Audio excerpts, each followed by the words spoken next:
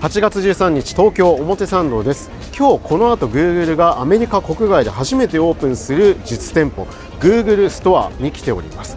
地下1階地上2階の3階建てで Google 史上最大の店舗になるということです。 Pixel 11シリーズが発表されたばかりで Pixel シリーズは日本でも大人気、日本が重要な市場ということでアメリカに次ぐ店舗がここ日本にやってきました。今日は Google ストアに関わる本社の2人の幹部に話を聞きます。ぜひ最後までご覧ください。Okay, we have Mauria Finley, VP and head of Google Store, and we also have the Ivy Ross, Chief Design Officer. Thank you very much for your time today. You're welcome. Yeah. Google opened its first physical store back in New York City back in 2021. So I was wondering, why did the company need physical stores to sell its hardware products in the first place, and why did you choose Japan for its first international store? Yeah, I mean, I think the physical retail allows us to bring the magic of our hardware, software, and AI in a way that consumers can touch and feel it and experience it. So this hands-on part is a big part of why retail. I would also offer service is a big part where people can go have a one-on-one interaction. They can get troubleshooting, they can get help switching, they can get their device repaired. And then we've really leaned into community programming, which has been really powerful for us. And that ethos of giving people a hands-on manifestation of our product suite is what drove us to physical retail. And turning to why Japan, Japan has been a long-standing important market to Google. I actually only learned this recently, but it's the first offices outside the US we ever entered. And Pixel has just seen great success in Japan in user growth, which is why we picked Japan in particular to be our first international flagship. Does that mean Japan is the second biggest market for Pixel? Or? You know, these are probably not questions I'll answer for you, but I will say it is an exceptionally important market to Pixel. And we have a deep commitment to the Japanese consumer. And as you know, retail in Japan is just a very unique experience where people love shopping in physical retail, and the hospitality you want to provide, that spirit of service, is critical. So in this neighborhood of Omotesando, there's a lot of physical stores of consumer tech brands like Apple, Samsung, Anker. Are you trying to compete with them? You know, what we're trying to do is give the best possible experience for our consumers.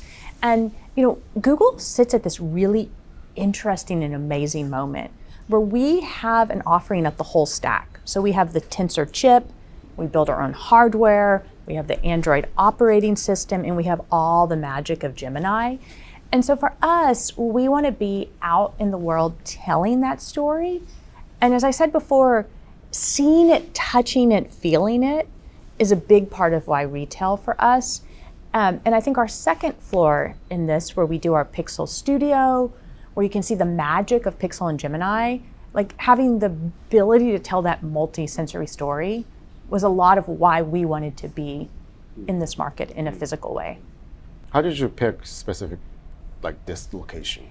Omotesando is an amazing location. So, it's clearly a very premier shopping district in Japan, but what we really liked about it is the fusion of culture, fashion, trend setting, and it just felt like the right place to sort of show off our innovation.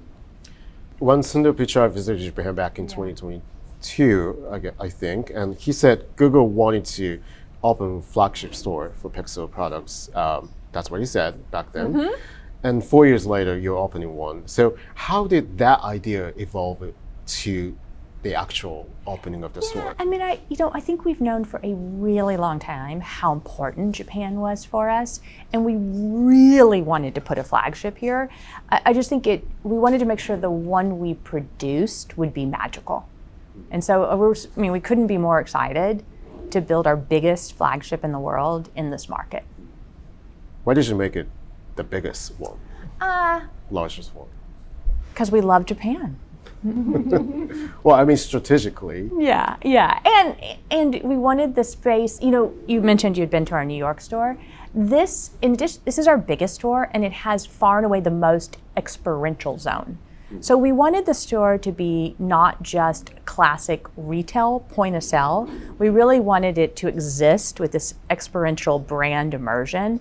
And the fact that we can have an entire upper floor devoted to that, plus a lower floor devoted to service, the size was sort of a manifestation of wanting room for all of that. I think the Omotesando is one of the most expensive retail area in Japan, and but you dedicated an entire floor to just experiences, not Yes. selling products. So Yes. how did you decide it, and what do you think about the return on investments and sort of things? When we think about the store, obviously business growth is an important part of the store, but for us, the store also exists for a higher purpose, which is to build long-term deep brand affinity with our Japanese consumer and to build trust with our Japanese consumer. So you were correct, this is more of a floor where you can see the products and buy it, and we sort of sandwich it with this incredible experiential zone, and we devote an entire store to give you one-on-one service. And I would say hitting all those notes was actually really important to our brand vision for the store. And our belief is by giving helpful, how this works in your daily life, giving great service, will lend itself to, you know, more brand awareness, more business growth. Does AI make you feel more like necessity to have physical space to let customers experience it? I mean, you know, so what I would say, I mean, I think we are in the most magical moment in tech, and the level of innovation coming out with AI is just so profound. And so we have seen this in our US stores where people, they want to learn about it, they want to see it. And so I think getting to come to a place where you get to try Nano Banana and do this creative thing and end up with a film strip, and you get to live in a Gemini Omni world, and getting to do that in person, getting some help and support, like so much magic is being created by Google right now. It is very nice to have a human place people can go to see it. Japan is a big iPhone market, so Apple has a store right there, and they have spent years using its stores not just for sales but as a touch point. And what role do you want Google Store to play in convincing iPhone users to switch to Pixel or to Android? Yeah, you know, I would say touching and feeling something is so magical. So we want our users to come to a place, see our products beautifully arrayed, have great demos with them, touch them, feel them. We want to see the magic that can be created with all of our AI features. And I would say having one-on-one service to help you with questions about your device, data transfer, onboarding. Like that's another part of the journey. So for us, it's really about like, what do we think the consumer wants to see, touch, feel? How do they want to get their questions answered? This is just 11th store. Yes. First international store. Is Google Store still sort of an experiment for you right now? Yeah, you know what For I would Google. say? We've taken a different strategy. So we're not trying to just rapidly expand. That has actually not been our strategy. Our strategy has been more of how do we deliver the right brand experience in each market. And as you know, as Ivy talks a lot about, we care a lot about the details of the experience, the craft of the store, the experiences in the store, the quality of service. And so we're judging it more about, are we offering these unique experiences in each market? And we learn from each. Yes, I mean, we the do. reason we're also going slow is things are changing so rapidly, as you know, especially now. It's really important to iterate and learn as we go along. And you can't do that if you open 20 a year. So Ivy, you've been designing a whole like a suite of stores in the US, right? Yeah, my team and I do both. I have a team that does all the product and then a separate team that does all the design and build for the stores, because I'm grateful that Google understood that when it comes to having a home for our products, the best steward of that would be the team that understands and births the products to create an environment that continues that aesthetic and principles into space.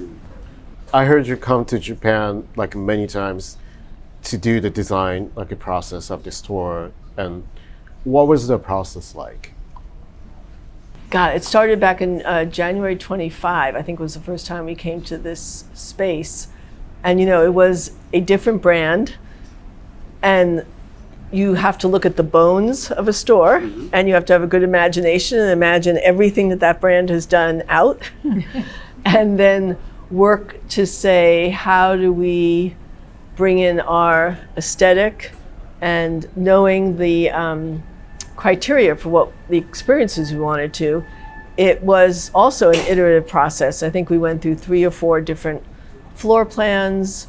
Every space has its own challenges.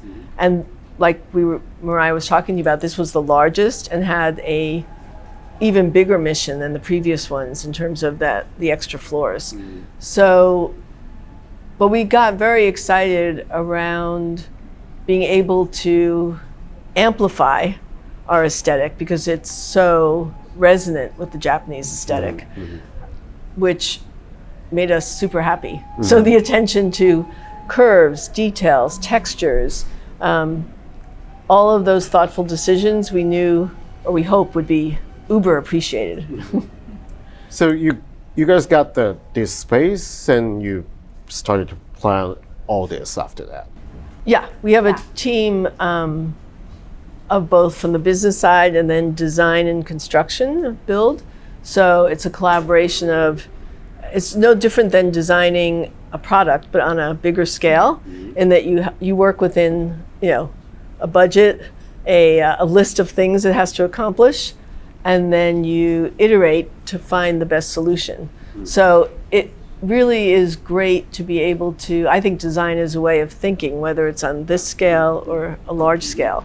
So it was great to be able to exercise those same abilities, but to a larger scale. And I think the more coherent the space is with the actual products, people get a feeling. Because some of this, as you mentioned, our competitors are near us. And so the question is, some of this is, where do you feel a connection to?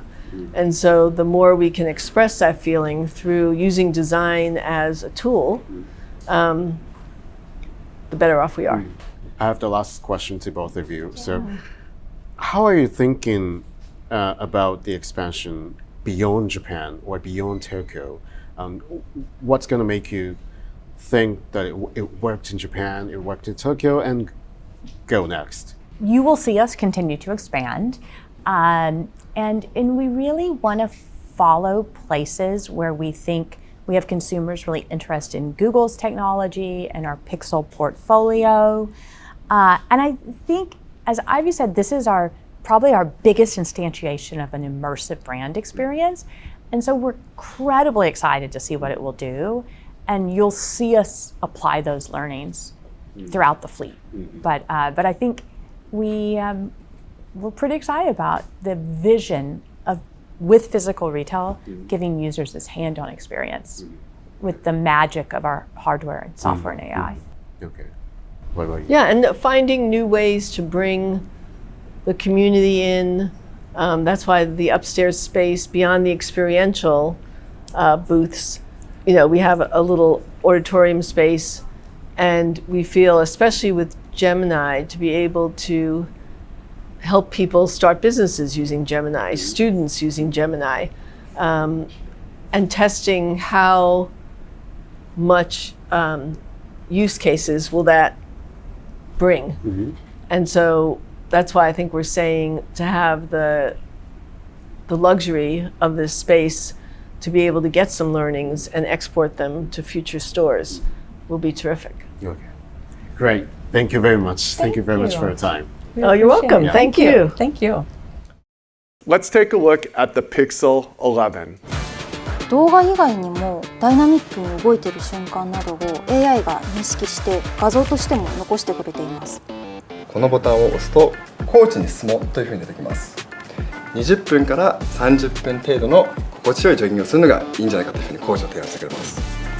豚肉じゃなくてやっぱビーフカレーがいいな。牛肉カレールーの辛口じゃなくて中辛でダラダラ喋ったのに簡潔にまとめてくれてます。Google が最新スマートフォン Pixel 11のシリーズを発表しました。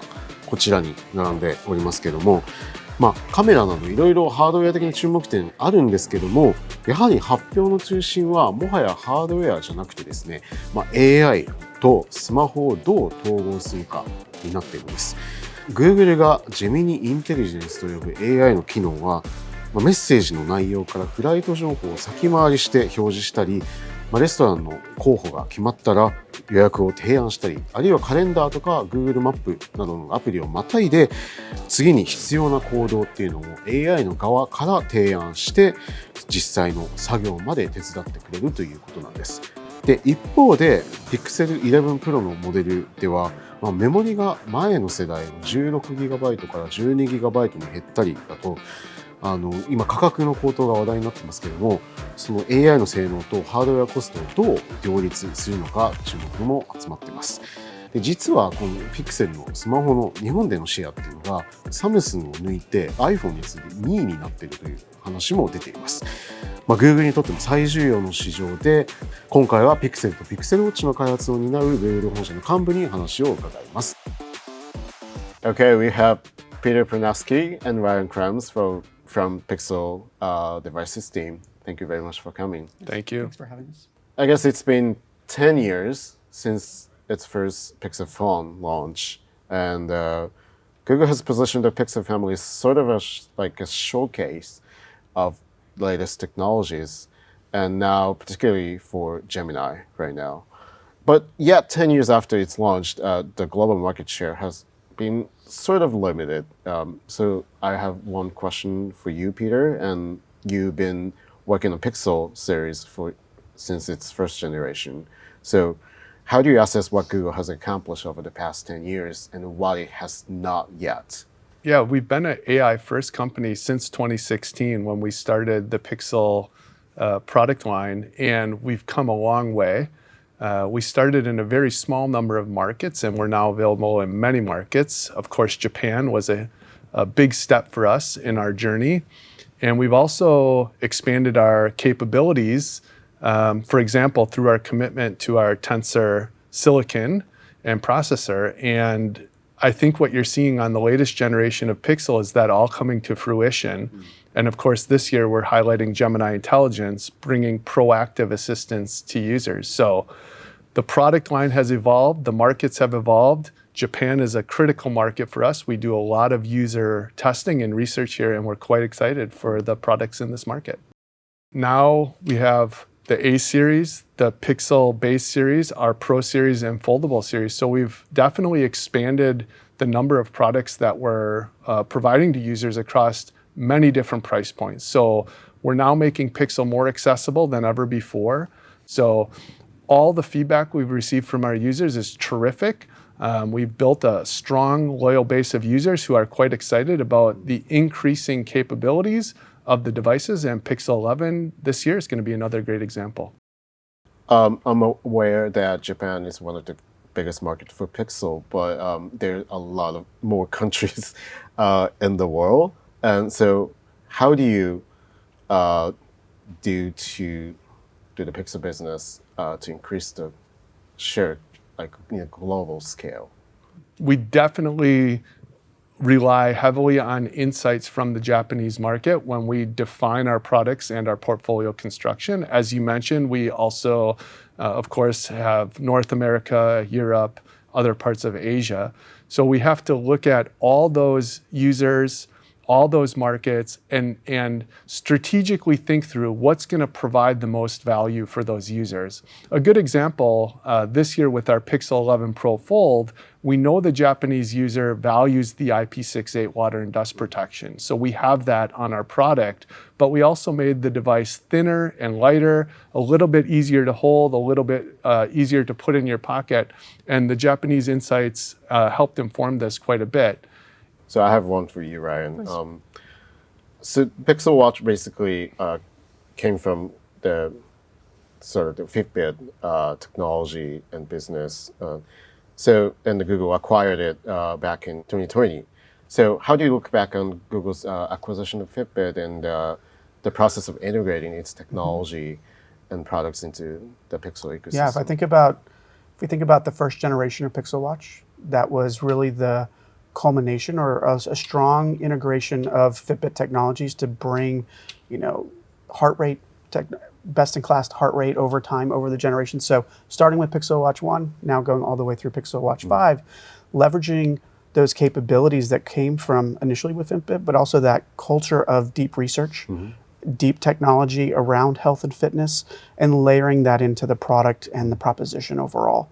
The basics and the fundamentals, and ensuring that we have strong fundamentals around heart rate, steps, calories, distance, those things that really, I think even now with Pixel Watch 5, the building upon generation over generation. You saw it today with the announcements of our best-in-class GPS tracking. So those things that only Google can do and can do very well, leveraging other properties, even like such as maps, to really bring that to bear. How does Pixel team work with Google DeepMind to integrate those technology, those research capabilities into products? So could you explain the process of turning research capabilities into a product experience that people can actually use? Yeah, we have a deep collaboration between Pixel, DeepMind, and Android on the end-to-end product development process. And we're constantly doing co-design to make sure that we're being thoughtful and stress testing real constraints like thermal constraints and then power and efficiency optimizations, for example, in the design of the Tensor chip. And that is very important to do to allow us to deliver AI experiences that work in an intuitive and fast way, and also to scale those experiences across markets such as Japan. When we think of Gemini, a good example of this collaboration of hardware and software comes to light with Highlight, the new feature on our Pixel 11 Pro devices.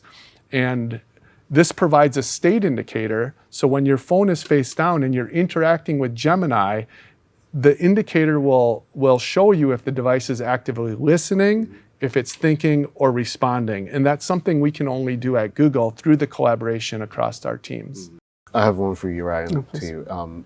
Health-related AIs, I think, has been becoming more important. Yes. Like for Pixel Watch. So how do you incorporate like health AI research and the Gemini's capabilities into watch experience? How do you work with DeepMind team? Google Health is an organization upon itself, even outside of the Pixel group, and they have deep collaboration with the DeepMind team to fill out the experiences with the Google Health coach, especially. So those are deep engagements on fine-tuning the models for these particular use cases as well. How do you feel about the change after sort of those collaborations started, like compared to just Fitbit, the product? Yeah, I think if you think about more broadly, Fitbit being able to drive their, integrations or health and fitness features, kind of a dedicated research group. Now within the broader Google environment, we're able to leverage really the best in class capabilities that Google has to offer. So that's everything from ML research, deep model creation. So that propagates through many different features, not just the coach, but our best-in-class heart rate has now taken shape because of those deep capabilities that we see throughout the organization. Our audience is really interested in the how AI models progresses these days, and especially like a frontier AI race. So Gemini is sometimes seen as like trading GPT or cloud and those frontier AI race. But do you think AI model can be competitive on smartphone with sort of without being the real like frontier, real most advanced? As I mentioned earlier, we do have a tremendously deep collaboration with DeepMind and, of course, Android. And what we're trying to deliver is the best experience to our user. Things that people do every day, common tasks. For example, if you receive a message asking you if you want to check out a new restaurant, rather than have to go and open up Google Maps separately to see where the restaurant is or read the reviews, we can now surface elegantly right in Google Messages the details about that restaurant. So simple, everyday tasks that you do many, many times a day actually add up and provide tremendous value to the user. With Gemini and the latest Nano model, I'm confident that we will continue to deliver that best everyday experience through the Pixel phone. So the model that works on Pixel phone is usually Gemini Nano. All the Pixel 11 products have the latest Gemini Nano model. So it's not like the very like big large language models, not like a much smaller model. That's what you focus in terms of smartphone. There's a couple interesting challenges to deliver very good AI experiences. One, of course, is thermal management. Two is security and privacy and striking the right balance. Of course, we have Titan M3, our latest security chip. And then three is contextual awareness across, for example, third-party apps. So with Tensor G6 and our latest Nano model, we provide that best everyday experience. And we do this across our entire system through a combination of some experiences that happen fully on device, some that happen through the cloud, and others that use more of a hybrid approach. And so we're very thoughtful through the development of every feature that the user is provided on how to build that. Is there any benchmarks for like a Gemini Nano specifically for Pixel phone? When we're building our products and defining the product definitions, we're thinking about the everyday user experience. There are many people who are focused on benchmarks. I'm sure you can find many publications on benchmarks, but for us, it's all about making sure the everyday experience is good. And with our Tensor G6 this year, and all of the co-design we've done, plus the system optimizations, our phones are all running faster than the previous generation. The experiences are quite good and very smooth. I guess everyone saw the news of the Mr. Sabbath changing roles at DeepMind and the Jeff Dean leaving Google. How do you think that would change the collaboration with DeepMind? For Google and for Pixel, we continue to partner every day with DeepMind and Android to deliver the best possible experience. So we're quite excited about our trajectory, quite excited about Pixel 11, and looking forward to the next chapter. How do you think the future progress of like Gemini that would impact Pixel's performance in the future? The most important thing to do is continue to learn from the products we're shipping, but also pay attention to our users, in particular in Japan, making sure we understand the challenges or problems that those users are facing with their current devices. And then using our capabilities, our AI, our vertical integration, our deep collaboration across teams, our co-design, to build creative and effective solutions and provide as much of that help to users as we can. I also want to ask about Tensor chips that you talked about. On the other hand, Android devices powered by Snapdragon like Galaxy phones can now run Gemini Nano and the other advanced on-device AI capabilities. So in that context, what experiences can only be delivered by Tensor and what measurable advantages does it provide? Yeah, we've talked a lot about the collaboration and co-design with teams across Google. A couple of experiences this year that come to mind, particularly on the camera. So the 120x Pro Zoom on the Pro phones is truly remarkable, all enabled by Tensor. The 4 times faster night sight experience, all enabled by Tensor, truly remarkable. So we're quite excited about that. As I mentioned, we have also unique opportunities to elevate the Gemini experience. And a great example of how we've done that on our Pro devices this year is with the new highlight feature. Again, showing you a visual indicator when your phone is down if Android is listening, thinking, or responding. So that's something that right now is only available on Pixel.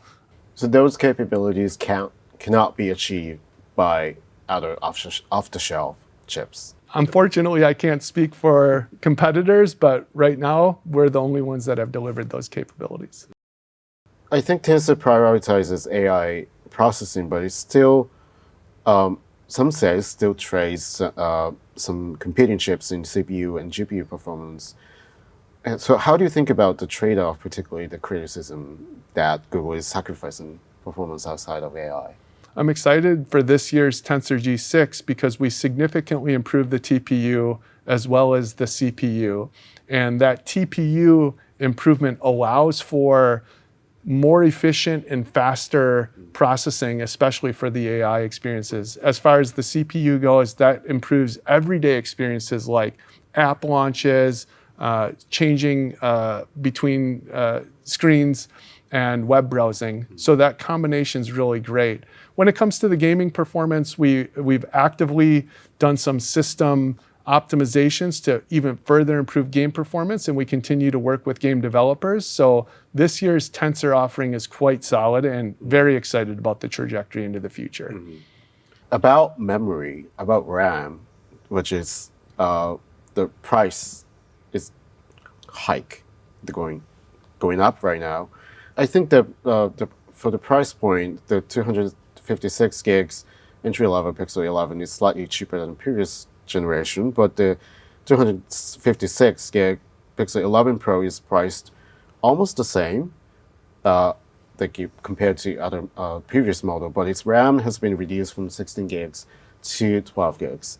So how does recent surge in memory prices impact those Pixel pricing?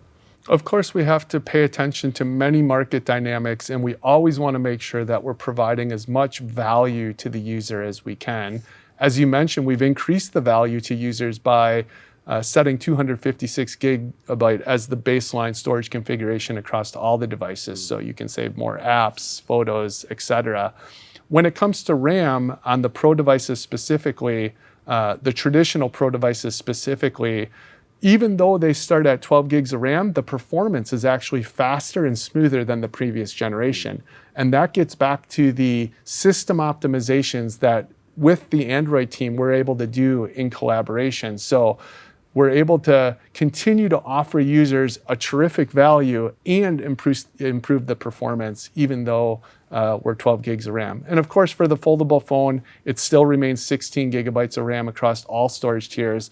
And on the traditional Pro phones, we do offer 16 gig on the 512 and 1 terabyte tiers for those extra power users. But the phone's price went up compared to the previous model last year. So there's a impact from the memory prices. The Pixel 11 Pro Fold is delivering more performance and a better value than ever before, particularly when it comes to Gemini intelligence, the highlight capability, upgraded camera system, including 30x zoom. And on the design itself, we've made the phone thinner, we've made it lighter, and we're 3 times more durable than the previous year, including that IP6X protection rating against water and dust, ceramic glass coating on the front cover display. And on the back of the phone, we have a composite material that's actually shatter resistant. So overall, while there was a slight increase in price, the value that the user is getting in terms of the experience in the device itself is quite good. To make on-device AI work, like not only Tensor is important, but also the RAM is important. So how do you maintain room for future AI capabilities while reducing RAM? This is a constant discussion that happens every day, both on current devices in market, as well as the new devices we're launching and future devices. And I think the Tensor G6 combined with 12 gigs of RAM, the fact that it performs even better than last year shows you how we're able to optimize the entire system to make sure we're providing the best possible experience. So you mean stronger performance of Tensor G6 offset the reduction of amount of RAM? That's correct. Is that a direction that you're looking for in the future too? Any efficiency optimizations we can do are beneficial.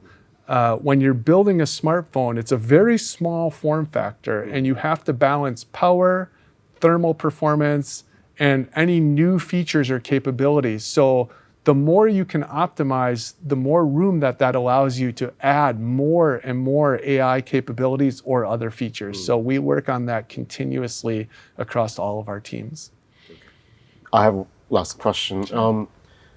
Google is going to launch the smart glasses this fall, and that's a new wearable device for Google. So this is a question for you two.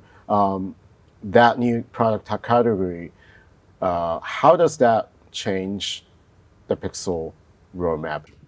I think if you step back and you think about AI and the potential of AI that we're already seeing in the evolution of Pixel, even from Pixel 10 to Pixel 11, you've seen a significant improvement and advancement in AI capabilities like Gemini Intelligence. When we think further out into the future, I think glasses will be complementary to the phone and offer some interesting capabilities, whether that's voice or heads-up visual prompts and cues. But I think it becomes complementary, and you'll see an ecosystem evolve where the phone will probably remain your hub. It will do some of the more heavy lifting in terms of processing, and then offload to the glasses where and when it can for some of those specific AI tasks. So we're quite excited about the future, not just for glasses, but form factors overall, through the lens of AI, what potentials might be there. But for now, the phone continues to remain the center of that ecosystem. Yeah, on the watch side, I think watch is in a unique position. It's always on the body, health and fitness tracking, but also gestures. So as we look to the broader ecosystem of products, the watch and glasses have a very natural interaction there for control and further interactions as well. So, quick follow-up: what product category is the Pixel family missing right now? It's a tricky category. If you think of Pixel, we started with one phone that came in the choice of two sizes, a small and a large size. We then evolved to add an A series for a more accessible price point. And then we shifted to Pro phones along with the introduction of Tensor, and then expanded into alternate form factors like the foldable. So we don't have anything specific to say, but in addition to the glasses, which you mentioned, and Ryan's talked a lot about the watch and the buds, there are interesting opportunities for us, so stay tuned. There will be a lot more categories. There are many interesting categories that we're always actively exploring, but nothing to announce today. Okay. Great to talk to you. Thank you so much. Thank you very much. Yes, thank you.